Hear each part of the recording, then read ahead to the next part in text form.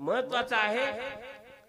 ज्ञानोबारायांनी सुद्धा अभ्यासाचं महात्म्य सांगताना अभ्यासाचे नि बळे एका गती अंतराळे व्याघ्र सर्प प्रांजळे केले की. या अभ्यासाने होते म्हणजे प्रयत्नाने या गोष्टी मिळवतात. नेपोलियन सेनापती बोनापार्टचं नाव ऐकलं असेल, फार प्रसिद्ध आहे तो, मोठा योद्धा होता. त्या बोनापार्टचं वाक्य आहे ते फार महत्वाचं आहे. इच्छा पाहिजे आणि प्रयत्न पाहिजे. तो म्हणतो if you think you can you can, if you think you can not then your right, असं ते वाक्य आहे. याचा अर्थ आहे की जर तुम्ही म्हणाल की मी हे करू शकतो तर तुम्ही ते करू शकता. जर तुम्ही म्हणाल मी हे करू शकत नाही तर तुम्ही करू शकत नाही. कारण तमन्ना अगर साथ हो तो रास्ते निकल आते हैं और दिल में तमन्ना ही न हो तो फिर बहाने निकल आते हैं.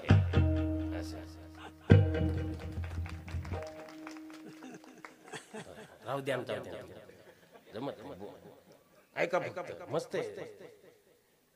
तमन्ना इच्छा जर असेल ना तर तुम्ही आपोआप प्रयत्न तुमचा होतो. इच्छा पाहिजे दृढ. आपल्या इच्छा दुर्बल असतात त्यामुळे आपण हवं ते प्राप्त करू शकत नाही. इच्छा करून काही होत नाही. त्या दिशेने प्रवास पाहिजे. ह्यालाच प्रयत्न म्हणतात. आणि हा प्रयत्न जे काही गुण आहेत, गाण्याचा वादनाचा गुण हा प्रयत्न आहे. तुम्हाला आम्हाला पोहायचं तर प्रयत्नाने मिळवावं लागेल. आकाशात उडायचं हे माणसाने प्रयत्नाने मिळवलेलं आहे, एकदम नाही. ते भरद्वाज महर्षींनी विमान शास्त्र लिहिलं, त्याला यंत्रसार सर्वस्व म्हणतात. त्या पुस्तकाच्या आधारे त्या राईट बंधूंनी विमान बनवलं. हे माणसाचे प्रयत्न आहेत, त्याशिवाय एकदम झालं नाही. हे प्रयत्नच गुण आहेत. पण काही गुण मात्र स्वभावज असतात. तुकाराम महाराज म्हणतात मी जी भक्ती करतो हा गुण प्रयत्नाने माझ्याकडे आलेला नाही, हा स्वाभाविक गुण आहे माझा. तुका म्हणे माझे संचितची ऐसे, तुका म्हणे माझे संचितची ऐसे, देवाजीचे पिसे सहज गुण,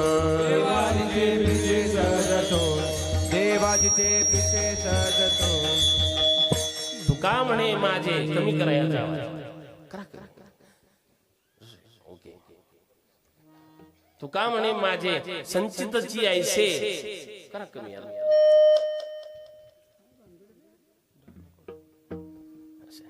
hello hello hello hello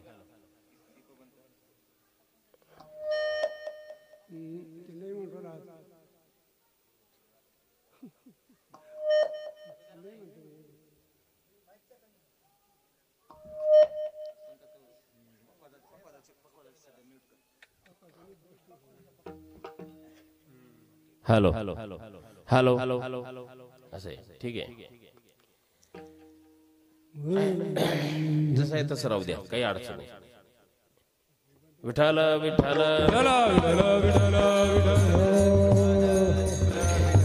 Maharaj म्हणतात हा माझा स्वभाव आहे. माझं संचित असं आहे की मला देवाचं पिसा आहे, हा माझा सहज गुण आहे, प्रयत्नाने मिळवलेला नाही. काही काही गोष्टी स्वभावात असतात आणि स्वभाव हा अपरिवर्तनीय असतो, त्याच्यात बदल होणे नाही, स्वभावात बदल होणे नाही. जसं एक सुंदर दोहा आहे कबीरांचा, ते म्हणतात क्यारी बनायो केशर की मृग मद को खाज, पाणी दिया गुलाब का आखिर प्याज को प्याज. कांदा खायला आवडतो पण कांद्याचा वास काही बरोबर नाही. कांदा खाऊन चार चौकात गेले की माणसं म्हणतात कांदा खायला वाटतं, कांदा असा आहे, माणूस लगेच दिसतो बघा. एक आणि बरेच शास्त्र आहे त्याचं की गृंजनम लसूनम चैव पलांडुम कवकानीचे. गाजर, लसूण, कांदा, पलांडू म्हणजे कांदा आणि कवक, कवक म्हणजे मशरूम, भूछत्र मशरूम म्हणतात ना, हे चार पदार्थ खाऊ नयेत असं शास्त्र सांगतं. आणि हे फार आवडतात लोकांना, कारण हे उद्दीपक पदार्थ आहेत, विकारवर्धक आहेत. आरोग्याच्या दृष्टीनं आयुर्वेदात त्याचं वेगळं महत्व आहे, तो भाग निराळा. पण कांदा त्याज्य आहे. कांदा इतका त्याज्य आहे की तुळशी वृंदावनी उपजला कांदा, तो नावडे गोविंदा काही केल्या. तुकाराम महाराजांचा अभंग आहे की तुळशी वृंदावनात जरी कांदा निर्माण झाला तरी देवाला काही केल्या तो आवडत नाही, इतका कांदा त्याज्य आहे. आता तुम्ही सावता महाराजांचा अभंग आठवत असाल, कांदा मुळा भाजी, हे मला माहिती आहे तुमचं, कारण ते आपलं ठरलेलं आहे. महाराज ही कांदा, अरे पाय पण लक्षात घ्या, सावता महाराज असे होते ज्यांना कांद्यात विठ्ठल दिसत होतात, आणि आपण असे नमुने आहोत की आपल्याला माणसात कांदे दिसतात. त्यामुळं तिकडे जाऊ नका तुम्ही, आपले नियम पाळा साधे साधे. कांदा असा आहे, वास येतो त्याचा. कबीरांनी सांगितलं, एका माणसाने प्रयत्न केला की हा कांद्याचा वास मला बदलून टाकायचा आहे, आणि तो बदलून टाकण्यासाठी त्याने केशराचा वाफा तयार केला.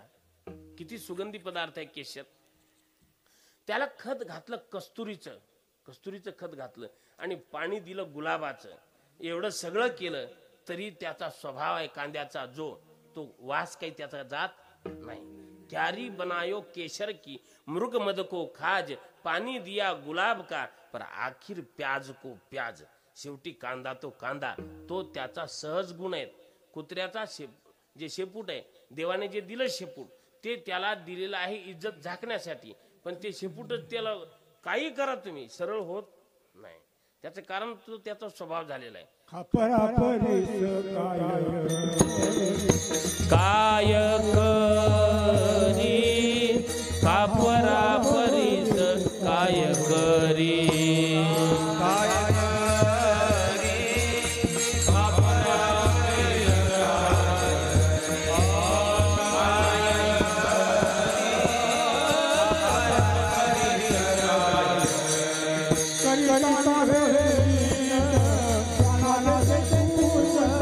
करिता नव्हे नीट श्वानाचे ते पूछ,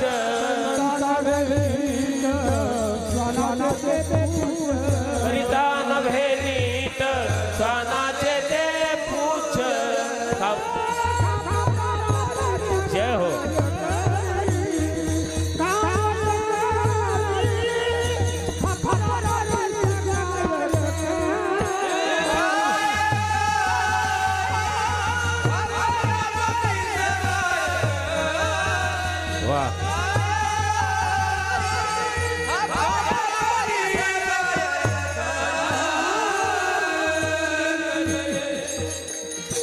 हा त्याचा स्वभाव आहे.